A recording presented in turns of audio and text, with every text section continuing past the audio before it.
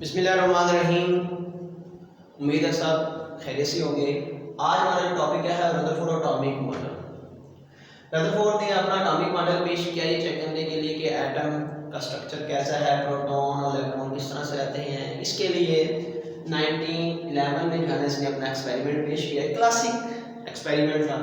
इसने इसके लिए अल्फा पार्टिकल का सहारा लिया, गोल्ड फॉइल का सहारा लिया और जिंक सल्फाइड कोटिंग स्क्रीन। ठीक है जी। जो अल्फा पार्टिकल थे वो किसी सोर्स से रेडियो एक्टिव एलिमेंट से हासिल कर सकते हैं। ठीक है, और इसकी स्पीड जो है ना हाई होनी चाहिए अल्फा पार्टिकल में। गोल्ड फॉइल है और जिंक गोल्ड फॉइल बहुत बारीक होनी चाहिए, 0.0004 सेंटीमीटर होनी चाहिए, या आप जो है ना 4 × 10⁻⁻5 सेंटीमीटर होनी चाहिए एक इंच का। जी, अब हम क्वेश्चन कर सकते हैं कि इतनी बारीक फॉइल क्यों यूज़ की गई है। ठीक है, अल्फा पार्टिकल ही क्यों यूज़ किए गए हैं। तो इंशाल्लाह जो है ना एंड पे जो है ना जब हम एंड पे जो है ना इसको हम डिस्कस करेंगे। ठीक है जी। अल्फा पार्टिकल, जब आप अल्फा पार्टिकल के बुछाड़ करते हैं, बोmbardment करते हैं इसके ऊपर गोल्ड फॉइल के ऊपर, तो होता क्या है, जब उसने अल्फा पार्टिकल की बोmbardment की तो इस रिजल्ट जो है ना स्क्रीन के ऊपर वो हासिल करते हैं, जिंक सल्फाइड स्क्रीन से वो कंक्लूजन हासिल करते हैं, रिजल्ट हासिल करते हैं। वो फिर ऑब्जर्व करते हैं तकरीबन सारे के सारे बगैर झुके, बगैर डेविएट हुए जो है ना एटम में से गुजर जाते हैं, गोल्ड फॉइल में से गुजर जाते हैं। फिर दूसरा वो मुशाहिदा करते हैं, ऑब्जर्व करते हैं तकरीबन 20,000 में से चंद एक अल्फा पार्टिकल डिफरेंट एंगल के ऊपर डिफ्लेक्ट करते हैं। ठीक है, डिफरेंट एंगल के ऊपर डिफ्लेक्ट करते हैं। ठीक है जी। अब ये जो दो इसने ऑब्जर्वेशन की हैं, ऑब्जर्वेशन देखी हैं, इसके वो नतीजे निकालता है। ठीक है, रिजल्ट्स निकालता है। उसने कहा चूंकि एटम में से सारे के सारे अल्फा पार्टिकल बगैर डिफ्लेक्ट हुए गुजर चुके हैं, इसका मतलब ये है कि एटम का ज़्यादातर हिस्सा क्या है, खाली है, एम्प्टी है। ठीक है, उसने अगली बात कही कि चूंकि चंद एक स्मॉल एंगल के ऊपर डिफ्लेक्ट हुए हैं, इसका मतलब ये है कि एटम का जो मरकज है, सेंटर है, पॉजिटिव है। क्या है, पॉजिटिव है। ठीक है, फिर उसने उसको नाम न्यूक्लियस दिया। क्या नाम दिया उसको, न्यूक्लियस जी। कैसे ये झुकी है, देखें ये भी पॉजिटिव है। ठीक है, ये भी पॉजिटिव है। याद रखिएगा पॉजिटिव को रिपेल करता है, अट्रैक्ट नहीं करता। जब इसके पास पहुंचा हुआ होगा तो उसने इसको रिपेल किया होगा, और चंद थोड़े स्मॉल एंगल के ऊपर जो है इसने डेविएट किया है। ठीक है जी।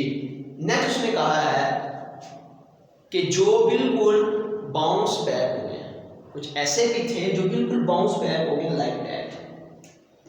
तो उससे उसने ये नतीजा निकाला है, रिजल्ट निकाला है, जो बिल्कुल बाउंस बैक हो गए। इसका मतलब ये है कि जो एटम का सेंट्रल पार्ट न्यूक्लियस है ये very very hard and dense है, ये सख्त है, जिसकी वजह से अल्फा पार्टिकल बिल्कुल बाउंस बैक हुआ है जी। फॉर एग्जांपल हमारे पास एक बाउल है, ठीक है, टेनिस बॉल कह लें। जब मैं इसको दीवार के ऊपर, सीमेंट की बनी दीवार के ऊपर फेंकता हूँ तो वापस आ जाती है। क्यों आई है, क्योंकि ये जो दीवार है बड़ी सख्त है, हार्ड है। इसी तरह अगर मैं यही बॉल किसी फोम के ऊपर फेंकता हूँ, फोम के गद्दे को फेंकता हूँ, तो वापस नहीं आती, दीवार के साथ स्ट्राइक करने से वापस आगे। इसलिए ये साबित होता है कि दीवार बहुत सख्त है, सही बात है, बिल्कुल सख्त होती है, हार्ड होती है, डेंस होती है। इसी तरह एटम का जो सेंट्रल पार्ट है ये भी बहुत सख्त है, हार्ड है, जिसकी वजह से ये अल्फा पार्टिकल बाउंस बैक हुआ है। ठीक है, नेक्स्ट उसने कहा है कि atom is a neutral particle. ठीक है, एटम क्या है, न्यूट्रल पार्टिकल है। उसने कहा है एटम क्या है, न्यूट्रल पार्टिकल है। इसके अंदर इलेक्ट्रॉन और प्रोटॉन की जो नंबर होते हैं इक्वल होते हैं, तादाद क्या होती है, इक्वल होती है, जिसकी वजह से वो आपस में एक दूसरे इफेक्ट को कैंसिल कर देते हैं, और एटम क्या होता है, न्यूट्रल पार्टिकल। ठीक है जी। नेक्स्ट उसने बात कही कि एटम के गिर्द जो इलेक्ट्रॉन इवॉल्व करते हैं, ठीक है, एटम के गिर्द जो इलेक्ट्रॉन न्यूक्लियस के गिर्द जो इलेक्ट्रॉन रिवॉल्व करते हैं वो ऑर्बिट में करते हैं, लेकिन उसके लिए जो सेंट्रीपिटल फोर्स और सेंट्रीफ्यूगल फोर्स होती है वो बैलेंस होती है। अब कहेंगे सेंट्रीपिटल फोर्स ये जो न्यूक्लियस होता है ना ये प्रोवाइड करता है, ठीक है, और सेंट्रीफ्यूगल फोर्स ये इलेक्ट्रॉन प्रोवाइड करता है। जब तुम दोनों बैलेंस हो जाती हैं तब ये इलेक्ट्रॉन न्यूक्लियस के गिर्द क्या करता है, रिवॉल्व करता है, ठीक है, ये बात उसने कही, ठीक है जी।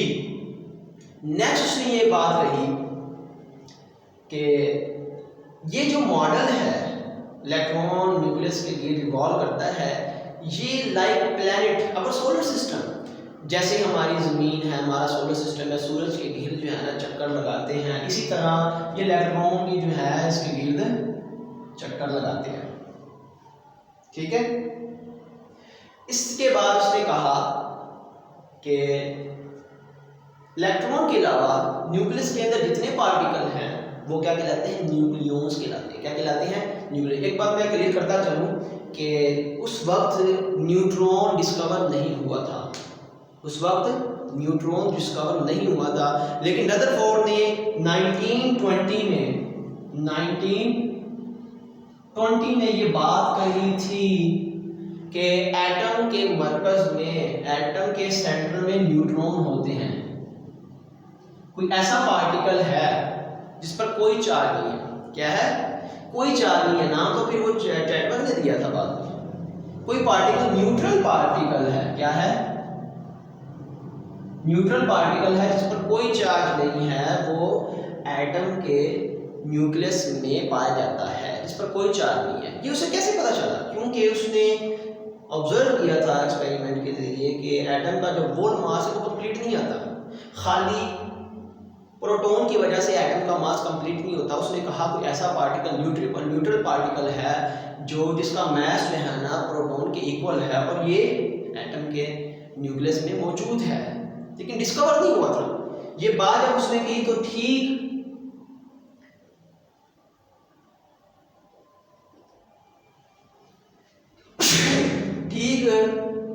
12 साल बाद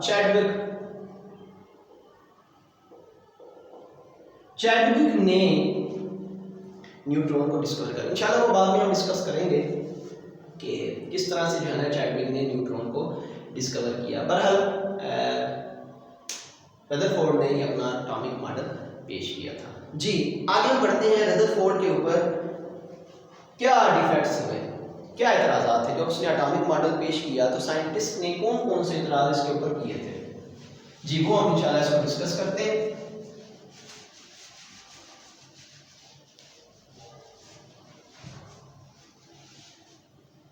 जी रदरफोर्ड जी पहला जो है ना, इसने जो बात कही थी कि लॉ ऑफ ग्रेविटेशन, ठीक है, जो उसने इलेक्ट्रॉन का कहा था कि ये इलेक्ट्रॉन जो है ना न्यूक्लियस के गिर्द जो है ना law of gravitation, centripetal force, centrifugal force जो है ना इनके बिटवीन पैदा होती है, ठीक है, ये इलेक्ट्रॉन जो है ना इसके गिर्द रिवॉल्व करता है, ठीक है, और सेंट्रीपिटल फोर्स जो है ना ये प्रोवाइड करता है, सेंट्रीपिटल फोर्स और सेंट्रीफ्यूगल फोर्स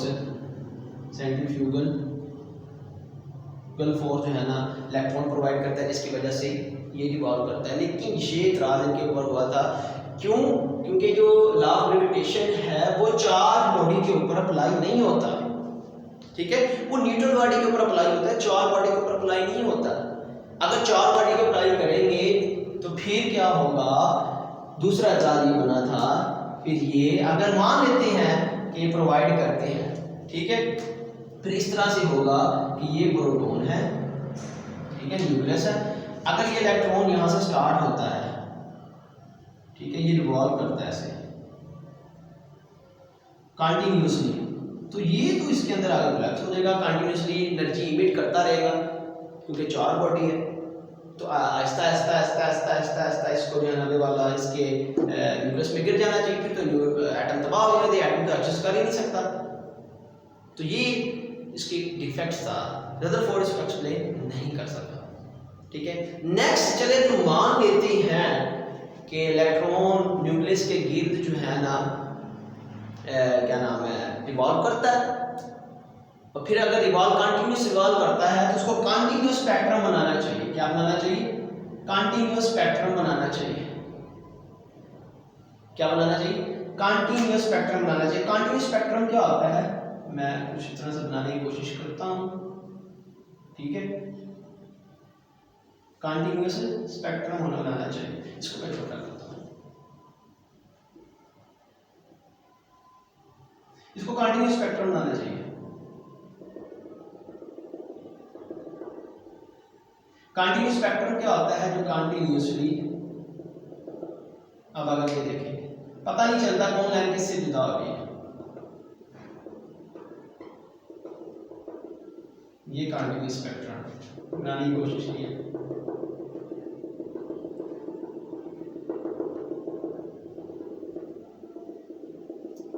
ये कंटिन्यूस स्पेक्ट्रम बनाना चाहिए, ठीक है। ये आप बड़ी क्लास में जाके पढ़ेंगे कंटिन्यूस स्पेक्ट्रम क्या होता है, लाइन स्पेक्ट्रम क्या होती है अकॉर्डिंग टू दिस, ठीक है, रदरफोर्ड थ्योरी।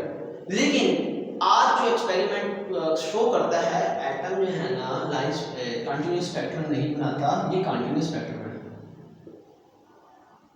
ये कंटिन्यूस स्पेक्ट्रम है, ठीक है। लाइन स्पेक्ट्रम बनाता है, लाइन स्पेक्ट्रम बनाता है, लाइन स्पेक्ट्रम, ये लाइन स्पेक्ट्रम है, वाइट एंड डार्क, ये लाइन स्पेक्ट्रम बनाता है। ये इसके ऊपर इतराज हुए थे, इसको भी एक्सप्लेन नहीं कर सका, ठीक है।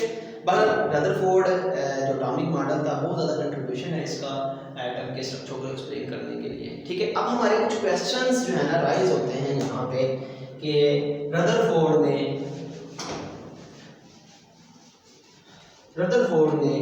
गोल्ड को क्यों इस्तेमाल किया, वाई रदरफोर्ड यूज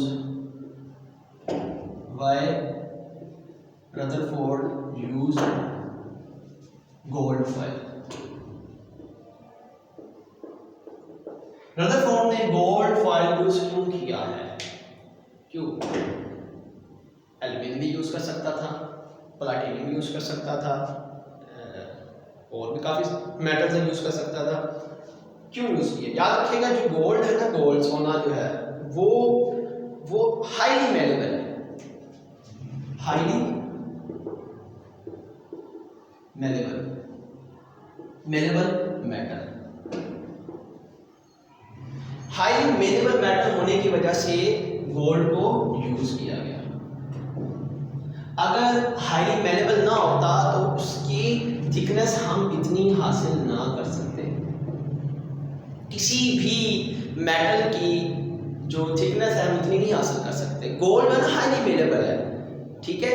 आप कहेंगे सर तो हम जो है ना थिकनेस ज़्यादा क्यों नहीं यूज़ कर सकते? अगर ज़्यादा यूज़ करेंगे तो फिर अल्फा पार्टिकल जो है ना ज़्यादा पेनिट्रेट नहीं करता, ज़्यादा पेनिट्रेट नहीं करता। पेनिट्रेट से मुराद क्या है? अंदर तक वो नहीं जा सकता।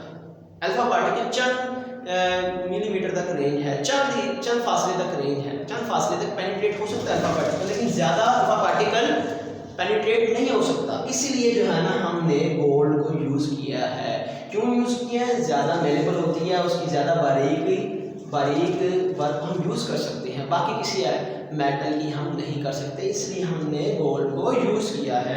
नेक्स्ट क्वेश्चन आता है हमने अल्फा पार्टिकल क्यों यूज़ किया है? Why we use alpha particle, why we use alpha particle, हमने अल्फा पार्टिकल क्यों यूज किया है? जी, अल्फा पार्टिकल यूज करने का एक मकसद था रदरफोर्ड का, वो ये था कि प्लम पुडिंग थ्योरी की वजह से। जी, जे थॉमसन ने अपनी थ्योरी पेश की थी, वो थ्योरी किस तरह से थी?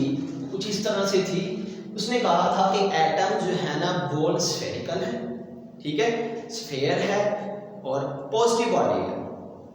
Atom as a ball positive body, sphere and has a lot of see electron. उसके अंदर जो है ना इलेक्ट्रॉन जो है ना बहुत ज़्यादा चिपके हुए होते हैं, ठीक है। फॉर एग्जाम्पल जब हम खीर वगैरह बनाते हैं उसके अंदर जो है ना काजू बादाम वगैरह छिड़कते हैं, तो हमें जनाबे वाला जो काजू बादाम छोटे छोटे नजर आते हैं ना, जो खीर होती है ना, वो ये समझिए पॉजिटिव एटम, ठीक है, पॉजिटिव बॉडी है वो सारी। उसके ऊपर जो है हमने काजू वगैरह या सौगी वगैरह लगाई हुई है, तो वो क्या होते हैं, इलेक्ट्रॉन होते हैं।